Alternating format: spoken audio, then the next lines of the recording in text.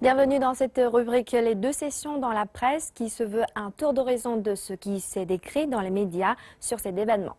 Nous allons d'abord voir un article de l'Economic Daily intitulé « Ressentir la vraie température de l'économie chinoise ». L'auteur a comparé de manière innovante l'économie chinoise au climat en utilisant les deux termes suivants, la température annoncée et la température ressentie. Selon l'auteur, tout comme le climat qui peut être représenté par une température mesurée avec le thermomètre, mais aussi par la sensation corporelle des gens, l'économie a aussi deux facettes. Et parfois, entre les deux, il peut y avoir un décalage. C'est le cas pour l'économie chinoise en 2015. La croissance du PIB de l'année 2015 s'est fixée à 6,9% et celle du volume de l'import-export est devenue négative. D'autres indices traditionnels comme le volume de la production industrielle, la consommation énergétique semblent ne pas être trop encourageants non plus. La température annoncée de l'économie chinoise semble assez froide, mais ce n'est pas tout à fait ce que l'on ressent. La température ressentie par le peuple pour l'économie chinoise est plutôt douce.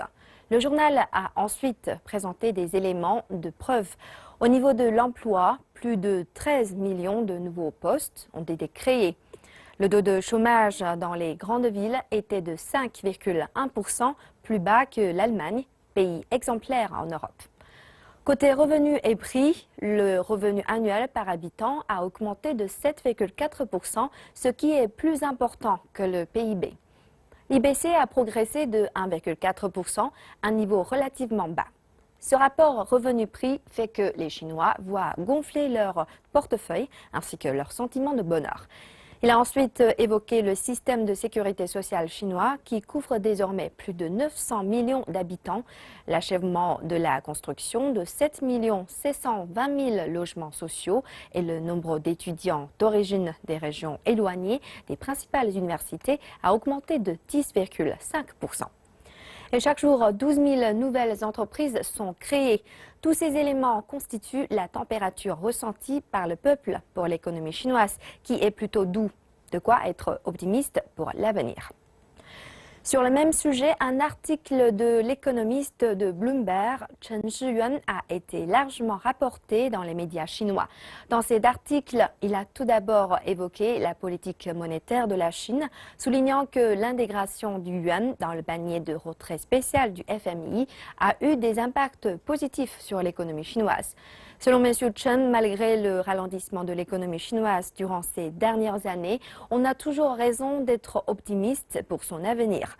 Car des analystes de Bloomberg montrent que depuis 2012, l'économie chinoise approfondit sa restructuration en donnant de plus en plus de part au secteur tertiaire et à la demande intérieure. Le développement devient ainsi plus équilibré. M. Chen a également mentionné la notion des réformes du côté de l'offre lancée par le gouvernement chinois, expliquant que cette mesure vise à exploiter le potentiel de l'économie chinoise. Avec ce potentiel bien exploité, malgré son ralentissement, l'économie chinoise pourra maintenir sa croissance à 6,5% au moins jusqu'en 2020, prévision que Bloomberg a donnée. Face à l'augmentation de l'instabilité de l'économie mondiale, la bonne santé économique de Shenzhen attire l'attention des médias internationaux. Un journaliste du Wall Street Journal est allé enquêter dans cette ville du sud de la Chine.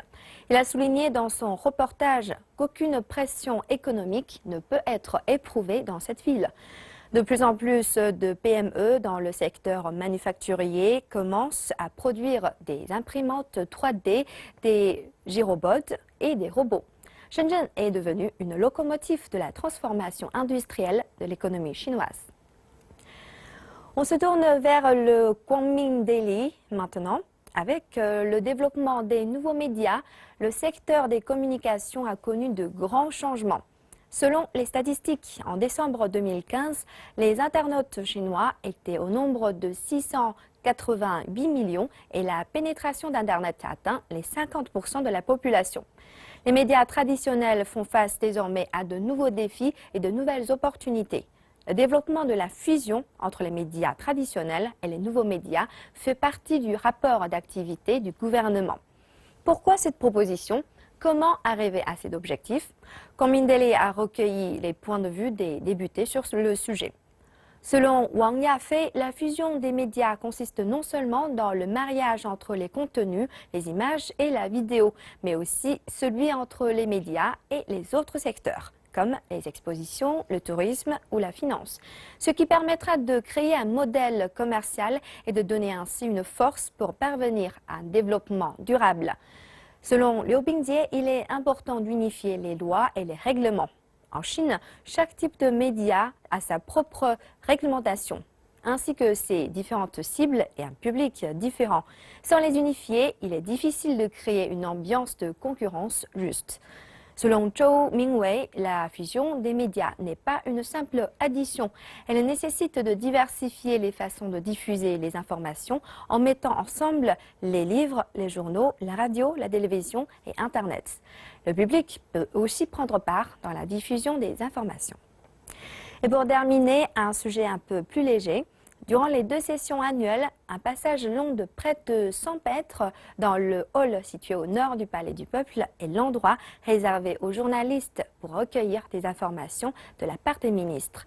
Dans les coulisses des 2 sessions, le quotidien du peuple s'est intéressé à ce passage.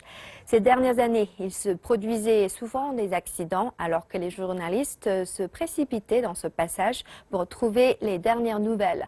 Pour laisser sans obstacle ce passage, des plateformes respectives pour les photos et les discours, ainsi qu'une zone spéciale pour les reportages ont été mises en place. Ces mesures ont permis de normaliser la production des reportages. Dans le cas des ministres, les réponses sont souvent courtes, mais donnent beaucoup d'informations importantes. À travers le micro des journalistes, ils peuvent répondre aux questions qui intéressent le peuple. Le rassemblement des journalistes au passage des ministres montre l'attention du public envers le travail du gouvernement. Ainsi, la transparence des informations sur leur travail quotidien reste nécessaire, telles que la publication immédiate de la nouvelle politique, la réponse immédiate aux questions du public. Cette forme de relation entre les ministres et les médias devrait être appliquée de façon permanente.